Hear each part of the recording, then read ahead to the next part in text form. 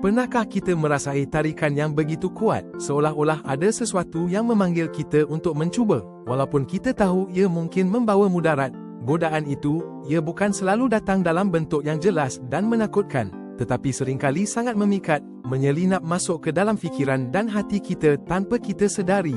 Ini bukan sekadar tentang membuat pilihan yang betul atau salah, tetapi lebih kepada satu perjuangan yang berlaku jauh di dalam hati kita.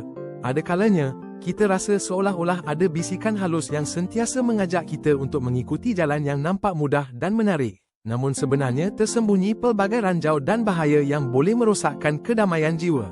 Namun, di tengah-tengah semua cabaran ini, kita tidak pernah bersendirian. Kasih Tuhan yang tidak berkesudahan sentiasa ada untuk membimbing dan melindungi kita. Amsal bab 7 ayat 25 mengingatkan kita dengan lembut, jangan biarkan hatimu menyimpang ke jalan wanita jahat. Mesej ini mengajar kita untuk berani berpaling, menjauhi segala bentuk godaan, dan memilih jalan kebenaran yang membawa kepada kedamaian dan kebahagiaan sejati. Dengan iman dan doa, kita mampu menghadapinya.